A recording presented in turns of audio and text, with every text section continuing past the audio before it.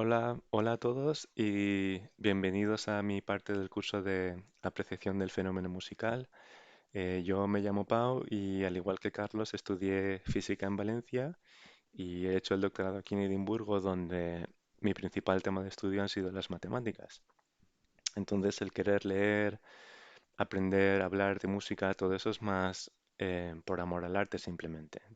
Lo digo por advertir de que no soy ningún experto, pero sí que espero que esta breve introducción os sirva para, como dice el título, ¿no? Para apreciar la música un poco más, tanto pasivamente como quizá incluso de una forma más activa, ¿no? Pasivamente me refiero a poder escuchar o los que leáis partituras, ver la música y entender por qué se ha creado así, ¿no? Yo creo que puede ser muy gratificante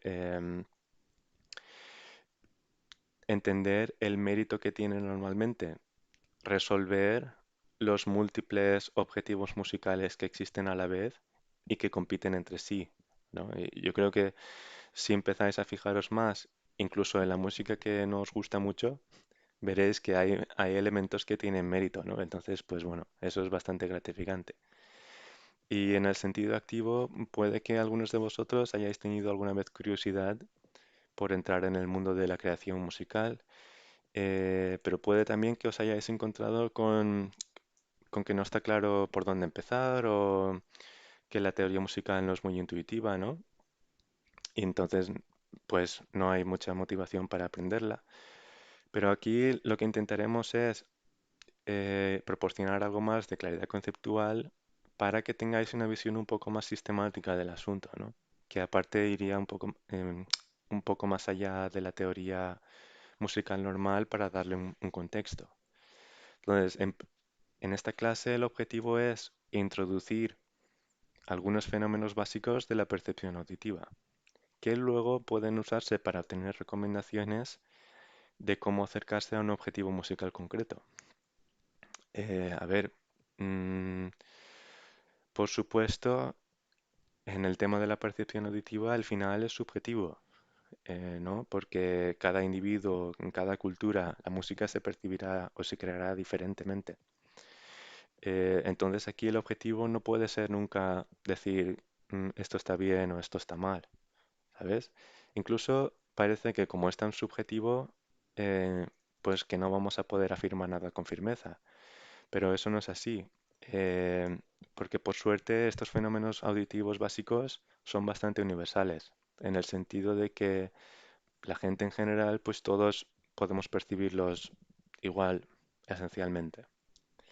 ¿Esto qué quiere decir? Que una vez fijado un objetivo musical concreto, a partir de entender estos fenómenos, pues podremos obtener recomendaciones en plan, no hagas esto porque te aleja de tu objetivo, ¿sabes? O haz esto porque te acerca a conseguirlo. Entonces, en particular, como caso particular, podremos ver que si fijamos que el objetivo sea el que la música clásica suele tener, en particular la música barroca, las recomendaciones que obtenemos de entender los fenómenos básicos coinciden muy bien con la teoría clásica occidental normal. ¿Vale? O sea, más adelante ya definiremos qué es el objetivo este y tal. Aparte, obtenemos recomendaciones que no suelen estar escritas en los tratados normales de armonía, pero que sí que los compositores de la época siempre usaban o siempre se guiaban por esas recomendaciones, ¿no? Pero en fin, ya os digo que esto es un caso particular de lo que podemos obtener, ¿vale? Pero los fenómenos estos básicos van más allá de la teoría musical normal occidental. Entonces ya podemos pasar a las diapositivas y empezaremos a cubrir los fundamentos de la percepción auditiva. Vale, primero que nada me gustaría hablar de la premisa básica en la que se va a basar la mayoría de lo que discutamos aquí, que es que el cerebro se recompensa a sí mismo por resolver información auditiva. ¿Vale? Esto está completamente en línea con el objetivo biológico más en general, de adaptarnos a la naturaleza, entender el entorno. Entonces, con este objetivo en mente, nunca mejor dicho, em, el cerebro siempre intenta resolver parciales para crear imágenes auditivas, ¿vale? A ver, para entender esto conviene recordar dos cosas que ya habrá discutido Carlos en su clase. Por una parte, la distinción entre lo acústico y lo auditivo, ¿vale? Acústico es todo aquello que existe en el medio físico independientemente del oyente, ¿no? Como por ejemplo las vibraciones, las ondas. Em, Mientras que lo auditivo es en la mente consciente del oyente qué se está percibiendo, ¿vale? O qué imágenes se están creando. Eso por una parte. Y por otra parte, que los sonidos en la naturaleza normalmente o casi siempre son complejos, en el sentido de que consisten de un montón de sonidos parciales que les llamamos, cada uno de ellos siendo una onda pura sinusoidal de una cierta frecuencia, ¿vale? Es decir, sonidos de la naturaleza casi nunca consisten de una frecuencia solo, sino que suelen ser una agrupación de bastantes frecuencias a diferentes volúmenes y tal, ¿no? Entonces, un ejemplo de que el cerebro está resolviendo esta tarea bien es que oigamos un piano en vez de las 30 y pico parciales que puede tener cada nota, ¿no? O sea, nuestro cerebro no está optimizado para distinguir las frecuencias que hay en un sonido, sino para poder coger y decir, ah, es un piano, o es una flauta, o lo que sea, ¿no? Para entender de dónde viene ese sonido o quién lo está causando. Otro ejemplo de algo que podemos entender a partir de esta premisa básica es por qué el sonido en estéreo nos suele resultar más agradable que en mono, ¿vale? Y es por el simple hecho de que el sonido en estéreo nos da más información de dónde están las fuentes del sonido, ¿vale? Aunque no sea mucha y solo sea a lo mejor izquierda o derecha, pero ya es más que el mono y ya es suficiente para crear una diferencia que se puede percibir, ¿no? En lo agradables que son. También cabe mencionar aquí que no todos los tipos de sonidos van a ser capaces de generar imágenes auditivas de la misma fuerza o de la misma claridad. En primer lugar, los sonidos que más capacidad tienen de generar esa claridad serían los armónicos complejos, en particular los que están más arriba en este gráfico. ¿Vale? Aquí más arriba es más claridad y a la izquierda es grave, a la derecha es agudo.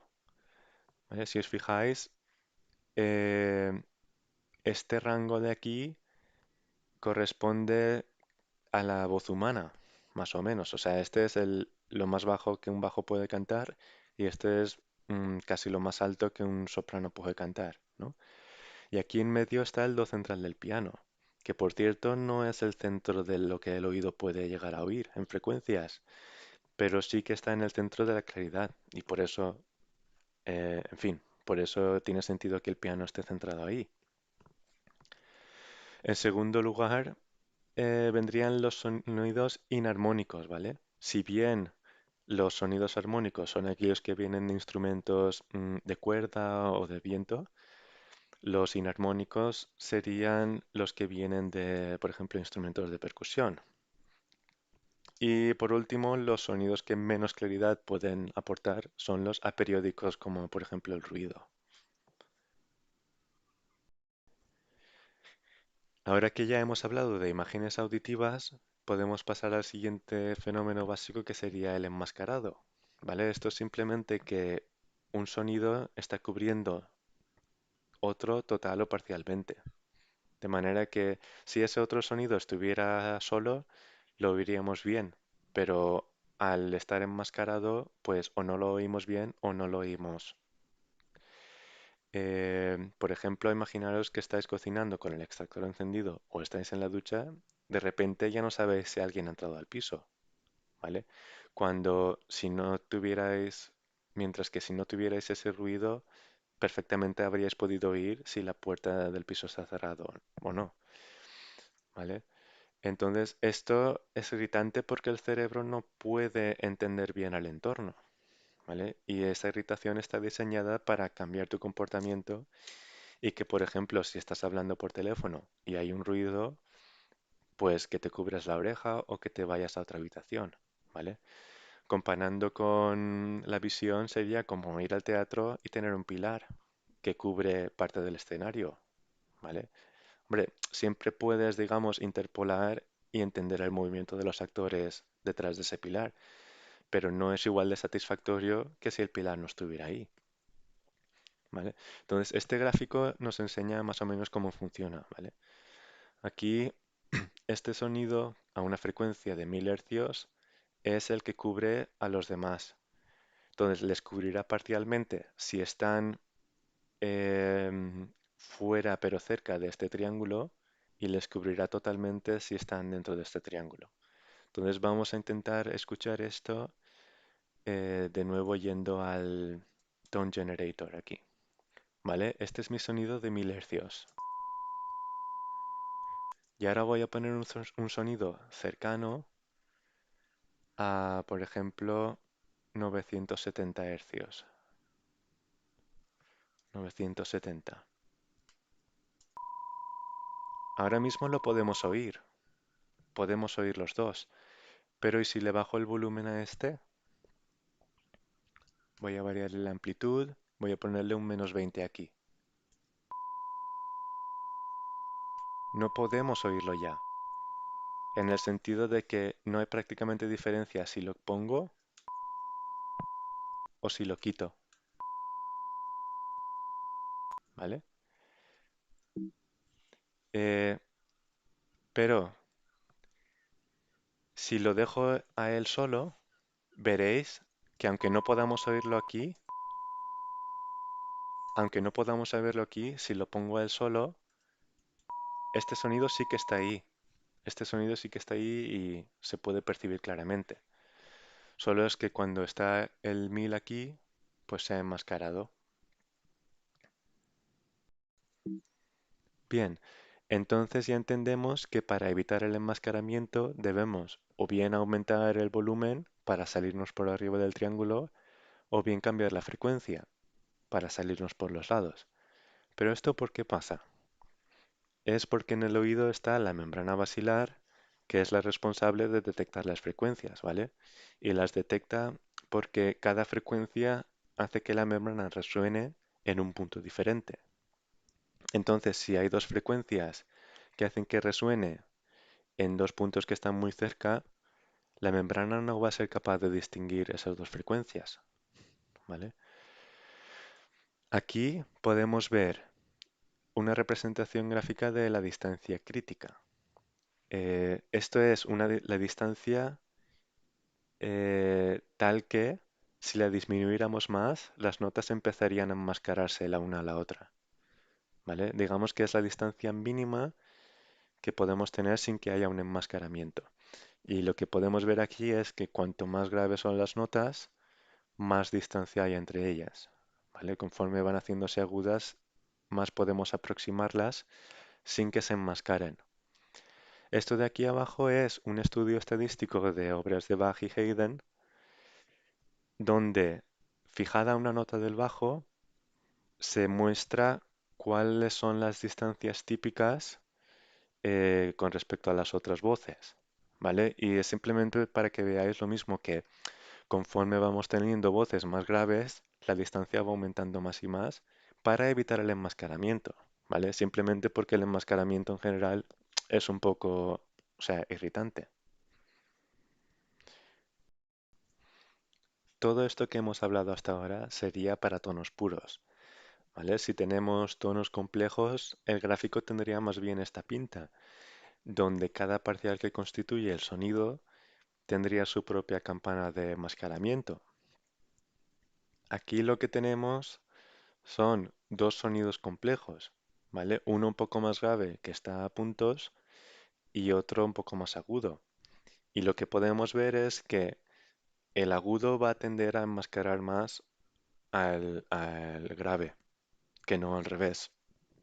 Es decir, si el volumen es parecido en los dos sonidos, el agudo va a tender a ser más prominente, ¿vale? Y es por eso que la melodía en general suele adjudicarse a una voz más aguda.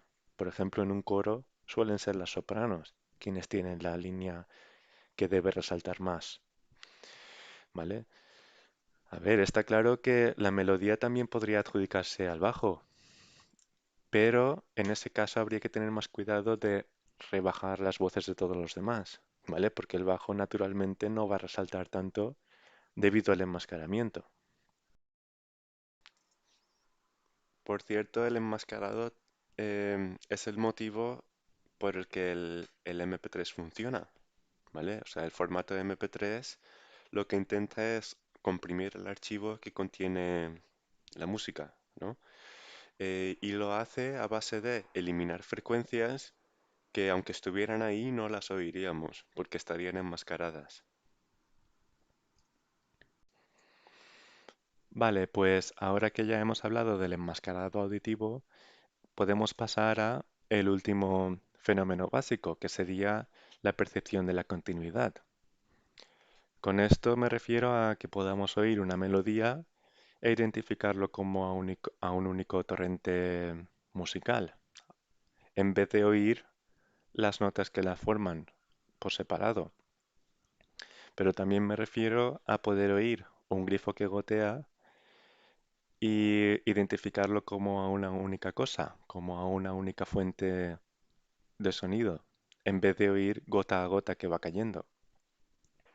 Entonces, la sensación de continuidad puede surgir aunque las fuentes de sonido sean intermitentes. Esto es en parte porque los sonidos quedan como grabados en el consciente incluso después de que se hayan extinguido físicamente, ¿no? Se calcula que cuando pasa un segundo después de haber oído algo, más o menos, tendemos a recordar ese sonido más o menos a la mitad de claridad que cuando lo oímos, ¿vale? Pero aún lo recordamos bastante bien. Por lo tanto, la forma más inmediata, más obvia de generar esa sensación de continuidad es tener silencios cortos entre las notas, ¿vale? De más o menos, siempre que sea menos de 800 milisegundos, eso va a ayudar siempre a crear más sensación de continuidad.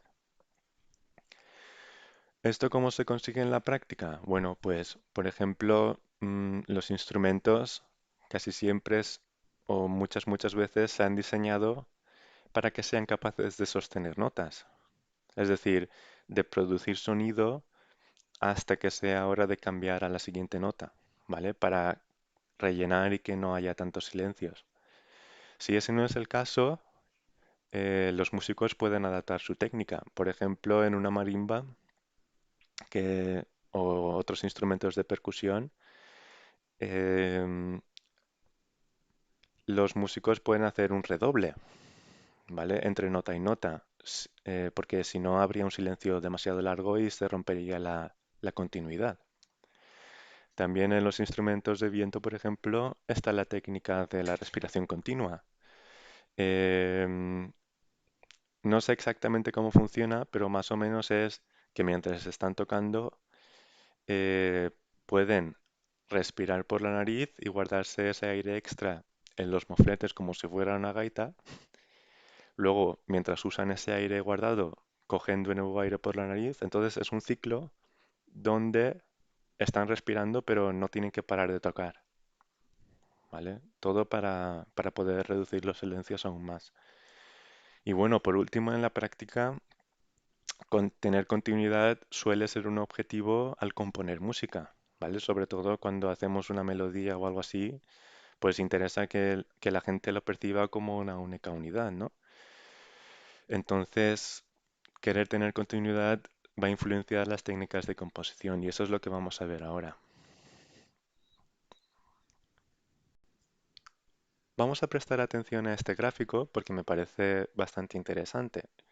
Aquí lo que tenemos es en el eje horizontal el tempo o la frecuencia con la que van cambiando las notas y en el eje vertical la distancia entre esas notas. ¿Vale? Lo estoy asumiendo que una nota acaba cuando va a empezar la otra. Y lo que tenemos es que en esta zona de aquí, la región 1, lo que oigamos aquí vamos a percibirlo como un continuo, ¿vale? Como que pertenece a la misma melodía. Mientras que aquí en la región 2, eh, lo que oigamos vamos a tender a percibirlo mucho más como dos melodías cada una por separado, ¿vale? Tengo el teclado aquí, voy a intentar ilustrar esto con ejemplos. O sea, algo en la región 1 podría ser un trino como así. ¿Por qué? Porque tengo poca distancia entre las notas y aparte las estoy repitiendo bastante rapidillo, ¿vale? Algo aquí, bueno, pues necesito tocar rápido y con mucha distancia. Pues podría ser algo así,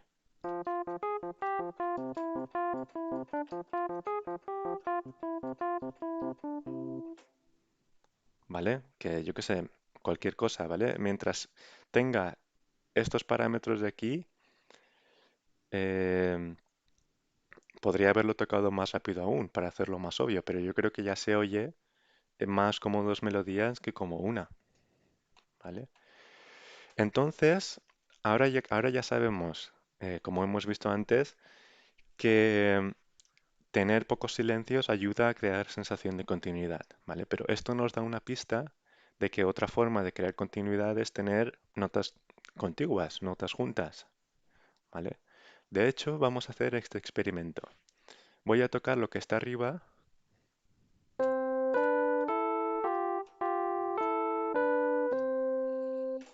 y os explico un poco. Aquí lo que tenemos es una escala descendente que suena así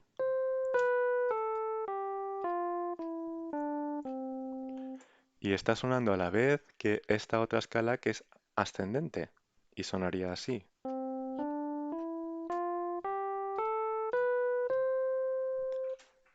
Sin embargo, esto lo vemos en la partitura, que una es descendente y otra es ascendente, pero cuando lo oímos, oímos esto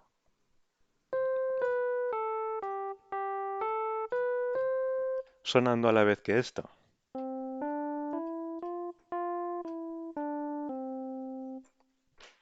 Una vez más, voy a tocarlo junto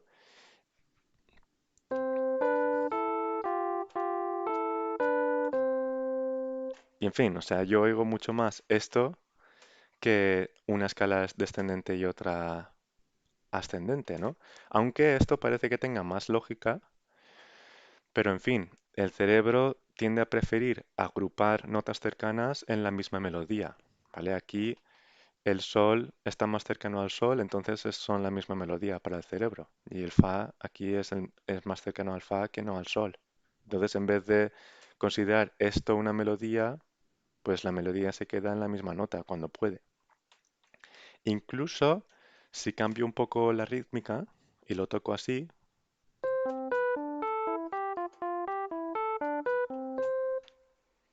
fijaros que el cerebro está prefiriendo entender que la rítmica es complicada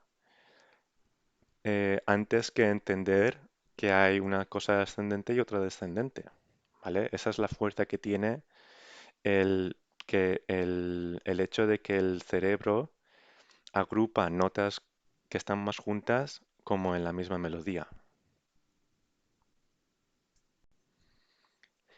Para entender mejor esto, por qué pasa, conviene hablar de la ley de Fitt, ¿vale? Imaginaros que os dan un papel con esto y un boli y os dicen alternad lo más rápido que podáis entre poner el boli aquí y poner el boli aquí, ¿vale? Entonces esto va a ser más difícil cuanto más separados estén los círculos, ¿vale? Y cuanto más pequeños sean.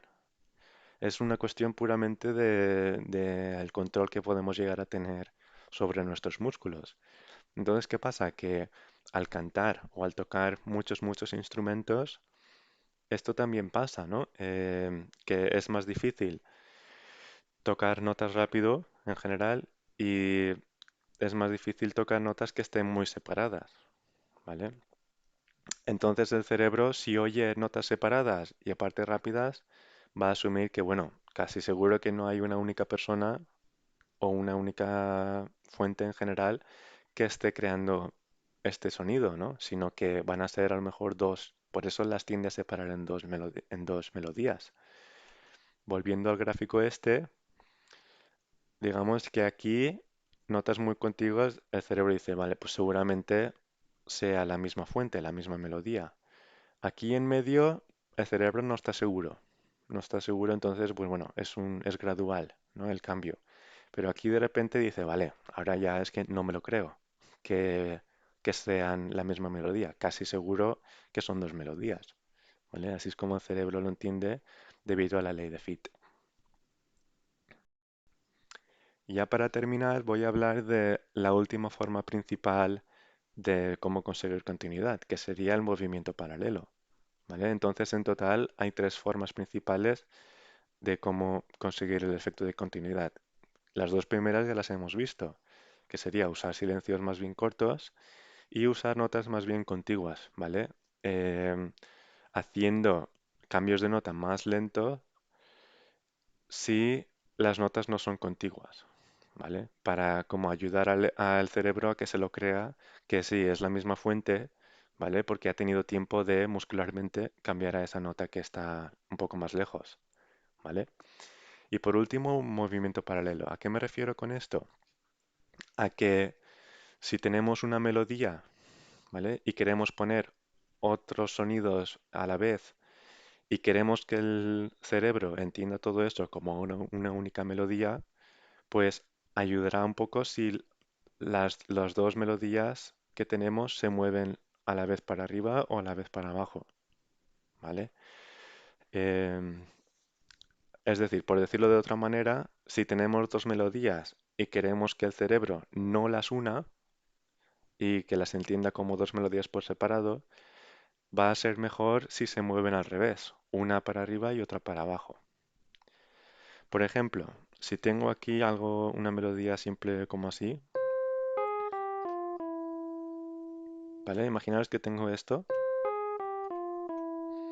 y ahora quiero meterle otra melodía de acompañamiento que el cerebro entienda como independiente, ¿vale? Entonces me va a ayudar mucho, como esta ha bajado, que la que voy a añadir que suba. Entonces podría hacer algo así, ¿vale? Esto te va a ayudar a que sean independientes, a que el cerebro no las entienda como una única melodía. Si lo hago en paralelo, podría hacer algo así. El efecto de independencia entre esas dos melodías ya no es tan fuerte, ¿vale? Aunque sí que sigue estando. Si quiero que se unan totalmente, pues toco a octavas, por ejemplo. Bueno, aquí es un efecto bastante fuerte de que el cerebro las oye como una única melodía, ¿vale? Porque además del movimiento paralelo, estoy usando un intervalo consonante, que es la octava, fijo, ¿vale? Entonces, aparte del movimiento paralelo, tengo fusión armónica y esto va a contribuir también a que el cerebro lo una todo junto. Bien, pues ya con esto hemos hablado de los tres fenómenos básicos, que han sido la creación de imágenes auditivas, el enmascaramiento y la sensación de continuidad, ¿vale? Entonces podemos dejarlo aquí por hoy y en la próxima clase lo que voy a hacer es repasar un poco lo que hemos aprendido aquí y luego algo un poco diferente, porque aquí hemos hablado de percepción de los sonidos en general, ¿vale? Pero lo que quiero hacer en la próxima clase es eh, fijar un objetivo musical más concreto, que será el de la música barroca, ¿vale? Y junto con nuestro entendimiento de estos principios básicos, extraer unas recomendaciones de qué hacer y qué evitar, ¿no? Y veremos que esas recomendaciones coinciden muy bien con la teoría musical clásica occidental, ¿vale? Aparte, veremos algún ejemplo en fin, de qué pasa si seguimos las recomendaciones y qué pasa si no las seguimos. Así que nada, gracias por vuestra atención y nos vemos en la próxima clase.